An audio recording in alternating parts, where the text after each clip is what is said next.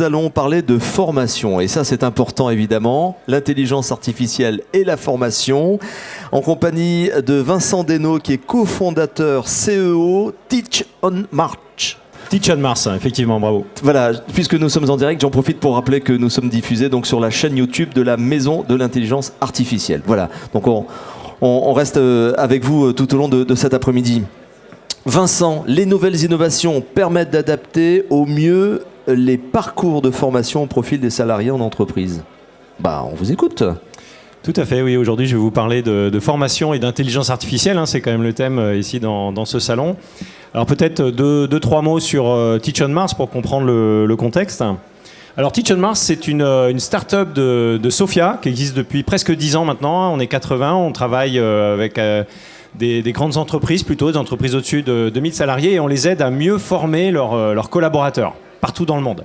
Hein, donc nos clients sont par exemple ces gens-là. Donc on est à peu près avec 70-80% du CAC 40 aujourd'hui, et on travaille avec des sociétés qui ont des problématiques de formation assez massives et qui cherchent à s'aider de la technologie justement pour bien les remplir. Et on a construit une plateforme qui leur permet de créer des contenus pédagogiques digitaux, donc ce qu'on appelle la formation digitale, le e-learning, et les diffuser dans le monde entier. En complément de toutes les modalités de formation qui existent, puisque maintenant on connaît bien la visio, on se rappelle que le présentiel aussi ça existe, et vous avez peut-être entendu parler de micro-learning par exemple, apprendre un petit peu tous les jours. Voilà. Aujourd'hui il y a plein de modalités, nous on les aide à mixer tout ça et à déployer des bons parcours de formation. Alors à quoi ça sert? Hop, je défile. Les problématiques principales sur lesquelles on intervient, ça va être de la formation des forces de vente, ça par exemple très classique. Je prends un client Chanel par exemple chez nous qui est un gros client, ils sortent un nouveau parfum et d'un seul coup dans le monde entier, parce que évidemment vous le savez, ils distribuent dans le monde entier, il faut former tous les vendeurs pour vendre ce parfum, et là ils vont s'aider d'une plateforme Teach on Mars pour le faire. On est beaucoup aussi sur des problématiques d'onboarding par exemple, j'ai plein de nouveaux collaborateurs qui arrivent. Et comment je fais ce parcours de découverte de l'entreprise, que je comprends comment fonctionne l'entreprise, la culture de l'entreprise. Voilà le type de sujet sur lequel on travaille. Alors on est là pour parler d'intelligence artificielle. Alors qu'est-ce qu'on fait chez Teach on Mars dans cette matière? On a monté déjà il y a maintenant 3 ans une équipe de recherche dédiée ici à Sophia Antipolis, avec à notre siège en partenariat avec l'INRIA et un laboratoire qui s'appelle Wimix. Je ne sais pas s'il est présent là sur le salon, mais qui travaille depuis longtemps sur des problématiques d'éducation et intelligence artificielle. Donc c'était vraiment une chance d'avoir sur le même territoire ces deux compétences. Et qu'est-ce qu'on fait chez Teach on Mars en la matière? Donc d'une part, on va travailler sur l'adaptation des parcours d'apprentissage, ce qu'on appelle dans notre bon jargon l'adaptive learning. Donc là, il s'agit vraiment d'aller proposer, bonjour Alain, d'aller proposer au bon moment le bon contenu à un apprenant. Aujourd'hui, on est dans un monde où il y a énormément de ressources d'apprentissage de qualité, et aussi pas de qualité d'ailleurs. Donc la problématique devient d'aller les sélectionner et d'aller les fournir au bon moment à l'apprenant qui a un besoin d'apprentissage particulier. Et vous allez voir quelques illustrations tout à l'heure. Donc ça, c'est une première application de l'intelligence artificielle qui fait appel effectivement à beaucoup d'analyse de données, d'algorithmie. Et le laboratoire Wimix, justement, en partenariat avec l'INRIA, était spécialisé sur ces thématiques-là. Deuxième thématique d'intelligence artificielle, c'est la génération automatique de contenu. Alors ça, c'est assez bluffant pour ceux qui ne l'ont pas vu quand même. Mais sachez, vous êtes peut-être tous des spécialistes parce qu'on est là aujourd'hui à une journée de professionnels, mais vous savez qu'aujourd'hui, les algorithmes peuvent très bien vous lire un livre ou un article dans les journaux et vous faire un petit résumé en 50 lignes si vous voulez. Ou alors, ce qu'on fait aussi chez Teach on Mars, on génère automatiquement des jeux d'apprentissage. C'est-à-dire que vous avez un article peut-être de 30 pages, donc qui n'est pas facile à ingurgiter, mais avec plein de choses intéressantes d'un point de vue pédagogique.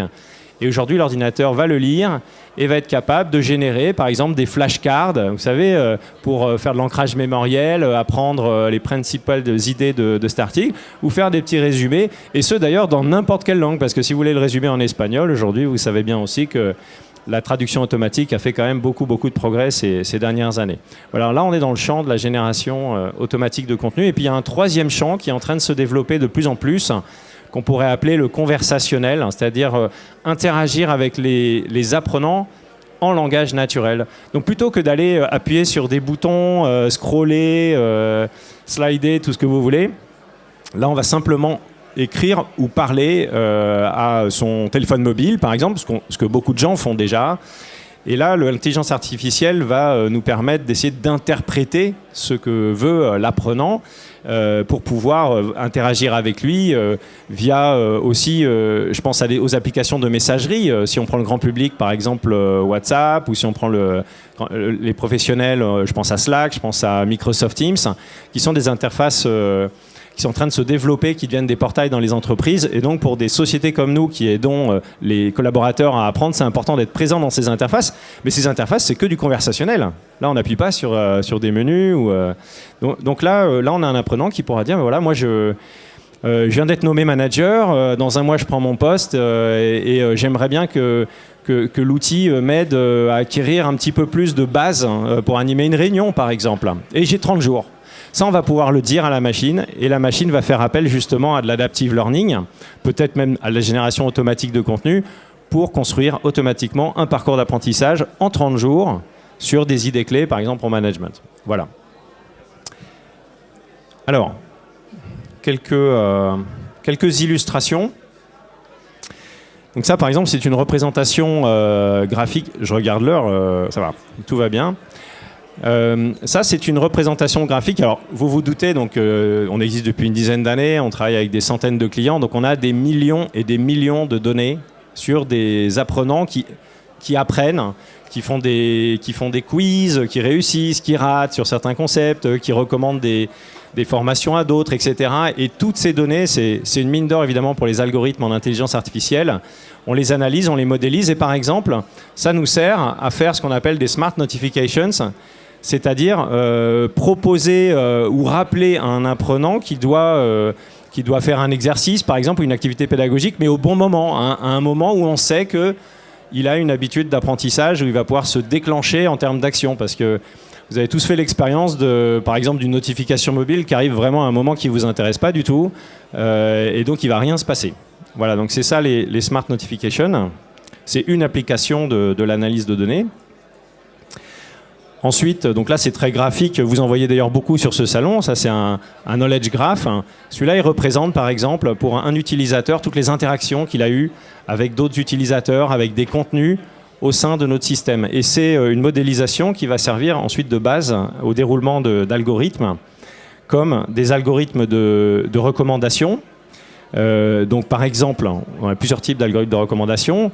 Un qui se base sur mon profil, on va dire, en termes de compétences et mes objectifs. Donc c'est un peu l'exemple que je donnais tout à l'heure. Par exemple, donc admettons que ça fait un petit moment que j'utilise cette plateforme, et peut-être que même que j'ai fait des quiz, par exemple, qui permettent de mieux cerner mon niveau de compétence sur certains sujets. Et bien là, la machine va effectivement pouvoir se servir de cette information, connaissant aussi mes objectifs pédagogiques, pour me prescrire le bon contenu.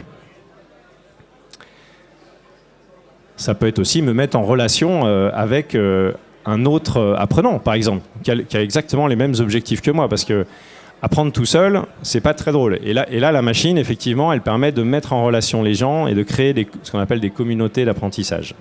Ça se développe d'ailleurs de plus en plus.